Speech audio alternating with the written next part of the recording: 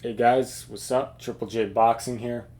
So I just watched the interview with Jermell Charlo on The Last Stand with Brian Custard that came out yesterday. Check it out, guys, if you want to hear his thoughts on some things about the Canelo fight, his brother, Terrence Crawford, um, some other topics as well. It's about a 20-minute interview. But what I took from this was um, some of the parts were kind of funny in it, like the fact that he asked him about when Caleb slapped his brother. What did he think about it? He's like, "Oh, that makes me look bad." He's like, "Yeah, I know. I feel bad. I feel bad for my brother, but I feel bad for myself." He was saying, and I guess I could understand because they are twins, so people think that he got slapped. Maybe the casual fan, right, who doesn't really know maybe that he has a brother, or maybe they just mistake him because they have the exact same name almost, right? Jermall and Jermell. So yeah, they're twins and they got like the same name. So he doesn't want to be confused with that fact. It's just funny though how he's like, he's like, that makes me look bad. And like, I don't like how that sits with me. But yeah, I feel bad for my brother as well. Yeah, but and I don't know. It's kind. I thought that was kind of funny. But anyway, he wishes his brother well. He thinks he's surrounded by the wrong people. He's saying because his brother hasn't fought in a while, and but yeah, that's a different topic though. But the more what I want to focus on is the Terrence Crawford stuff and maybe the Canelo stuff as well. The Terrence Crawford is such a hot topic right now. Just the way because he dominated Errol Spence, and Jermell Charlo has always been on Terrence's radar in the last year. They've been trash talking, and obviously Canelo and Terrence have been going at it as well. And Jermell is fighting Canelo, so the two guys that have been associated with Terrence lately are the two guys fighting. And Brian asked him about what he thought about Errol Spence versus Terrence Crawford. Were you surprised? And you could tell he was like, I was. Like he genuinely looked surprised by it. Like all us fans kind of were. Like I did pick Crawford to win by a late knockout, but not like the way it happened. I thought it would be more competitive until Terrence found a way to hurt him and figured him out. But it's like right off the bat, the Terrence was just the stronger, smarter, more skilled fighter throughout the whole fight. So it wasn't even competitive at all. So I didn't expect that. So the fans were surprised, and Jermell was surprised too. But the fact, I think it's more interesting. It's more there's more weight in his words when he says he was surprised, because obviously fans were surprised, but we don't really know Terrence personally. We don't know Errol Spence personally. Like obviously we see how they can perform. We know how good they are, but we've never sparred them or been in the ring with them or trained with them, so we kind of don't know how really good they are. Because like sometimes like from the outside looking in, it's not the same, right? So someone who's on the inside and knows how Errol Spence is, because Jermell is friends with Errol Spence. He's training partners with Errol Spence. What is it? The same trainer, right? Derek James, I'm pretty sure. They they've known each other for a long time, and they train side by side together. They've sparred together. So who better to know Errol Spence's abilities than like a fighter who's around him, right? So what I'm trying to say is the fans are shocked by the outcome or by the way it just unfolded, the fight. In my case, it's just the way it unfolded, not the outcome. But for the fact that Jermell was surprised says a lot, because like he knows how good Errol is in there. He's been in there with him, sparring with him, training with him. So he knows how good he is. And the fact that his buddy got beaten that badly, it makes him think like, wow, like that's shocking. Because when I bet you when Jermell has had serious sparring sessions with Errol sometimes, right? Like actual hard sessions. And he's like, wow, like I couldn't even do anything to Errol like this. How is this man doing that to him? Right? So I find that interesting, his response and how he was shocked by it. He seemed genuinely like was surprised by the outcome. He did though say that Errol Spence wasn't right from round one. He thought he didn't look right. But anyone could say that in hindsight, that looking back, oh, and from round one he didn't look right because he got dominated the whole fight, right? Like if he had, you know what I'm saying? So that's kind of, you can't really take anything from that. But he thinks though from round one he wasn't right, and he thinks it maybe has to do with the weight and he should move up to 154. That's his thing. In my opinion, I think the weight affected Spence. He's had trouble making weight throughout the years. It's been documented. It's not like it's a new thing. It's not an excuse per se, because he's had trouble making weight. He's hired chefs, nutritionists to help making the weight easier, but eventually he's just not going to be able to comfortably make the weight even with all that stuff. And maybe this was the fight. I don't know, because the Ugas fight, he hired that chef and stuff, and he said it really helped him, and he felt great in that fight. So why would only less than a year after that fight would he have trouble now? So I can't blame, I'm not saying the weight didn't affect him, but I can't blame the weight for that kind of performance though completely. He should have did better than that, unless he just really didn't have a good camp and he didn't get the weight off right. I don't know, but Spence have never had a performance this bad before, and what a coincidence it happens against the one guy that people think can beat him. So it's kind of like, it makes you wonder, is this just a coincidence? Maybe it all happened at the wrong time, or is it just because Terence Crawford is just that good, right?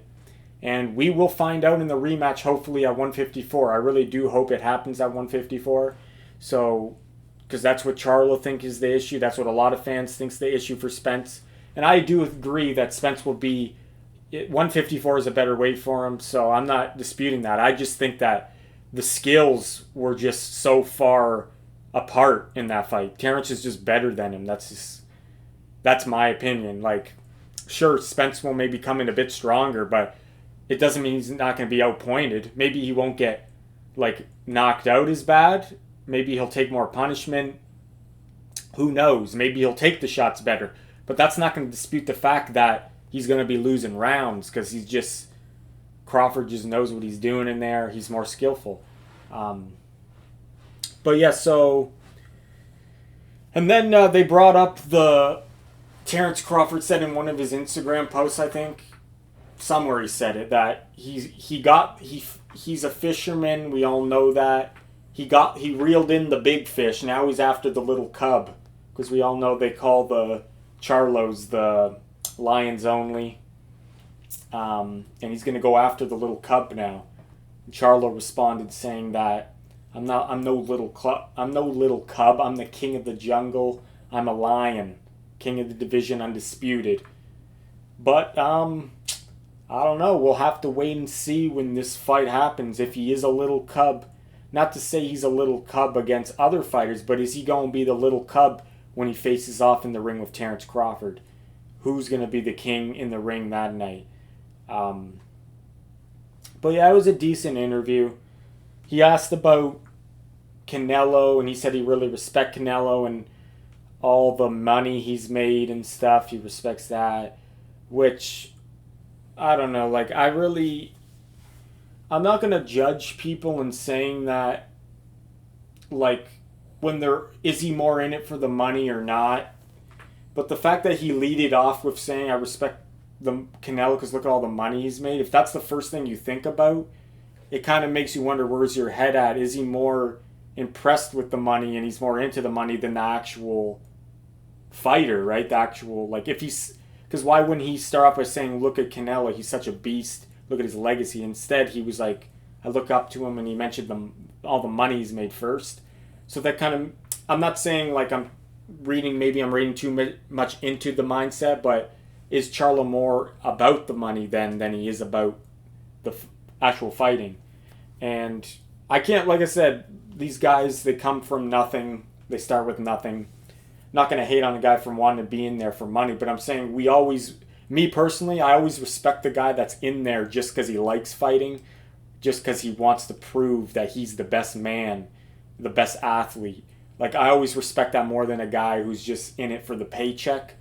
Let me know what you guys think about that, though.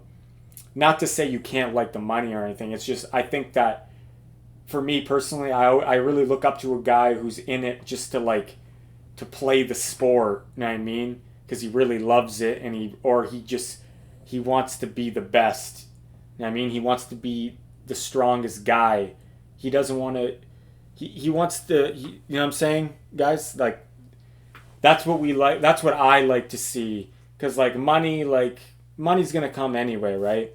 And we all know, some of these guys in sports that get paid way too much. Boxing, I think they are risking their life, so it is differently. But I look at all these other athletes in other sports, baseball and basketball. I understand football, you are taking a lot of damage, so that's more justified too as well.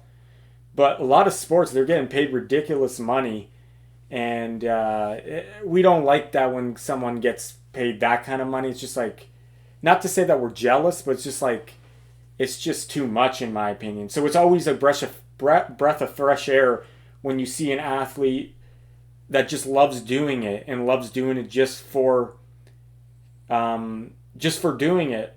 He has a passion for it, and I guess that's what I'm trying to say. I respect someone who actually has a passion than someone who's just in it for the money. You know what I mean? But maybe I'm reading into too much into that comment he made though when he said that. But yeah. So he's it's hard to say if he's really confident in beating Canelo or not. I really think every fighter stepping in the ring thinks they're going to win no matter what. But like I said, is he taking this fight more for the money, or did he truly want the fight just to prove that he's the best? I don't know. But anyway, guys, yeah, let me know what you think about that interview, and get ready for the fight, I guess, September 30th it is, right? Coming up. He says it. Oh yeah, he did say he'll be crazy if he beats Canelo, because he'll be undisputed in 2 divisions, which is very hard to do, especially when there's so many belts out there now in the 4-belt era. It's harder to do that. So that would be a very big accomplishment for him. And if he does win this fight, he did say that he might go back down to 154. He might go back. He won't. He might just go to 160. He might even stay at 168. Because he'll be the cash cow. He'll be the face of boxing, he's saying. Now, I don't know if he'll be the face of boxing, because look at Bivol. Bivol beat Canelo, and he's not the face of boxing. But Charlo is more well-known than Bivol. He's more marketed better than Bivol. Bivol's always been that really skilled guy, but never had the marketing push behind him, because obviously his English isn't great, and he doesn't have that flamboyant personality. So he never really took off popularity-wise, Bivol. But I think Charlo definitely, if he got a win against Canelo, it would be bigger for him, because everyone knows him already. And I definitely think his stock will go way up if he does really good against Canelo, and if he beats Canelo. And Brian Custer asked, does he think he can hurt Canelo and knock him out? And he says he believes he has the power to do that. But I don't see him knocking out Canelo, but I do see him possibly being in a competitive fight, winning rounds. But yeah, that's it, guys. Check out the interview. Just got posted on Showtime's YouTube channel. The Last Stand with Brian Custer, Jermell Charlo. This is Triple J Boxing, guys. Take care.